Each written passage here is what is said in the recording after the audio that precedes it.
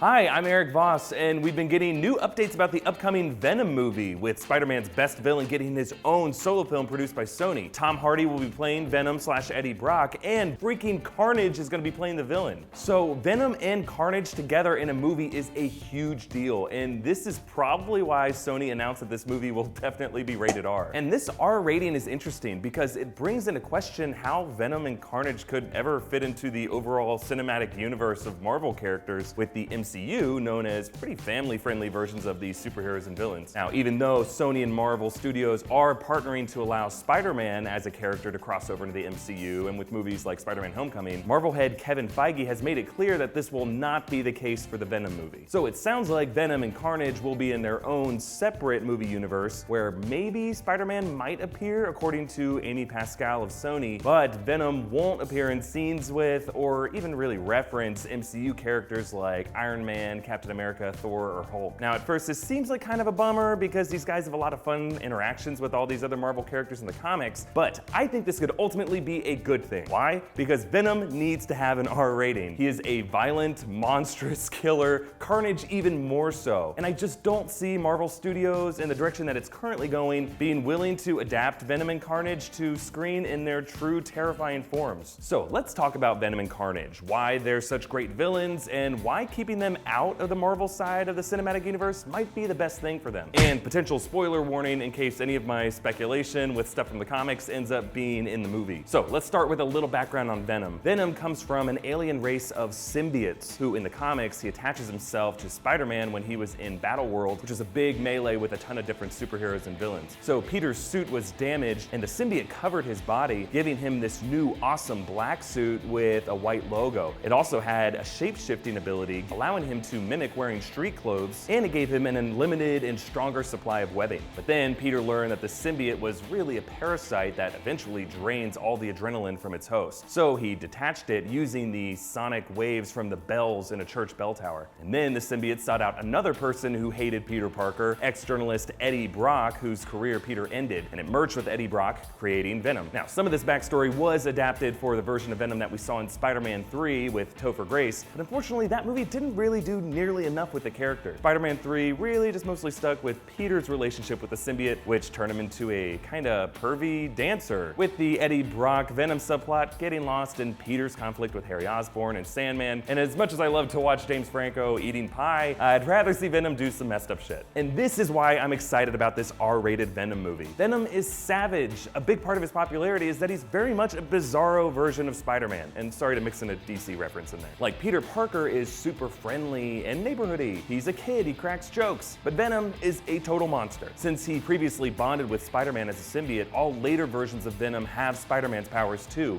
He's a lot stronger, and he's a shapeshifter, and he's invisible to Spider-Man's spidey sense, making him a serious threat. In fact, in the comics, he's considered by S.H.I.E.L.D. to be one of the biggest dangers to all of humanity, up there with Magneto and Dr. Doom. And already, you just can't do that character justice with a PG-13 MCU type movie that you would take little kids to go see, unless you want them to grow up to be cool. And the director currently attached to Venom is Ruben Fleischer, who directed Zombieland, and I really hope that he brings that same dark, violent sense of humor to this movie too. Now, I actually kind of like Sam Raimi's design of the symbiote in Spider-Man 3, but I think Fleischer can build on that to make Venom even more monstrous and stomach-turning. I'm just gonna give you a few examples of some of the sickening stuff that Venom has done in various versions of the comics. One later host of Venom, Mac Gargan, formerly the Scorpion, isn't as good as Eddie Brock is at controlling the symbiote, so he gives into some of the more animalistic urges, specifically cannibalism. Yes, Venom freaking eats people. And that same version of Venom also gets in a fight with Bullseye, who throws a small dog into Venom's eye, and Venom continues fighting with the dog sticking out of his eye until later he pops it out and chucks it. Now, another version of Venom detaches from a host, who's a mobster's son, Angelo Fortunato, in the middle of a jump between buildings. He lets the guy fall to his death. Then there's a really bad version of the Venom comics from the mid-2000s, where Venom fights with the Thing from the Fantastic Four,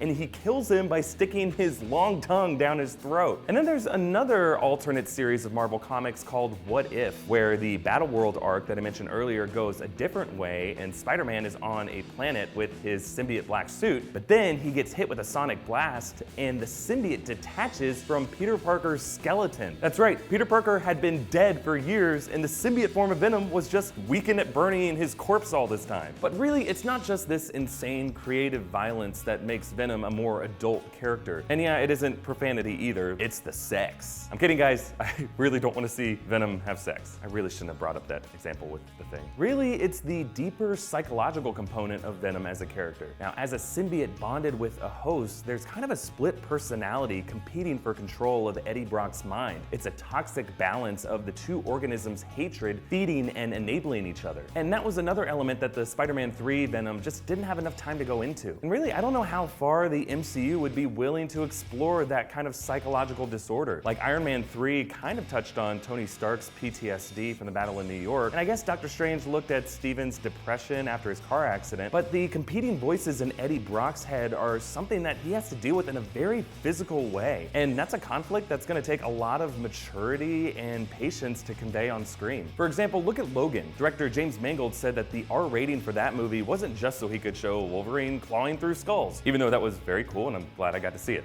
Mangold said that he wanted to explore characters and relationships in a way that didn't also have to please audiences with shorter attention spans. So that's why huge sections of Logan simply focus on the mental, emotional, and physical toll that superpowers have taken on Logan and Charles. They're people, not toys. They get sick, they aren't always likable, and spoiler alert, seriously, stop watching if you haven't seen Logan, they kiss! Just kidding, they die. Now, I don't always need my superhero movies to go that deep into a character's psychological trauma. Like Thor Ragnarok looks like ridiculous fun, and I would be kind of bummed if it ever got this serious. But in Venom's case, yeah, I really think it needs to be more emotionally complex. And I really think Tom Hardy is perfect for that kind of raw, physical role. He's a serious actor who puts his whole body into a performance. I just hope that for this superhero villain, he'll pick a different voice. Your Spidey sense won't save you now, Parker. But let's move on to Carnage, the villain of this movie. Yeah, that's right. Carnage is so awful that even Venom sees him as a threat that needs to be stopped. So, a little background on Carnage in the comics. So, Carnage is the asexual offspring of Venom's symbiote, and it attaches to Cletus Cassidy, who's a serial killer whom Eddie Brock shares a prison cell with. And Cassidy is already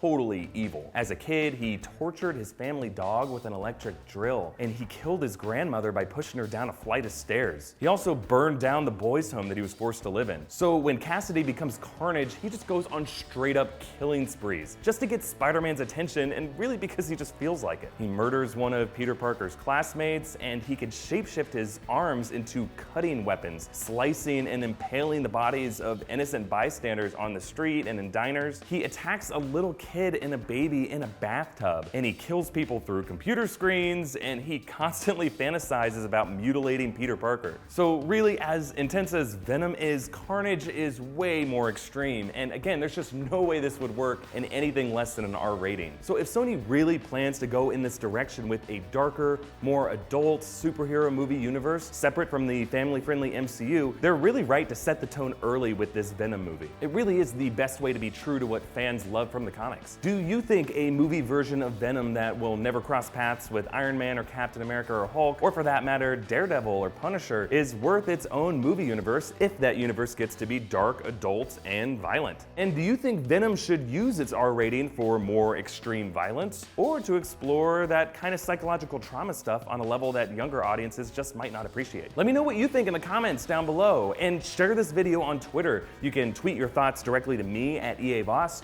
or to New Rockstars at New Rockstars. And subscribe to New Rockstars on this channel to keep up with all of our videos about Spider-Man and the Marvel movies. You can also contribute to us on Patreon to be more part of our team and to have more say in what videos we make, and to access exclusive content on our page. Big thanks to our patron Kelly Hopper. Thanks for watching, and I just thought about the kiss again.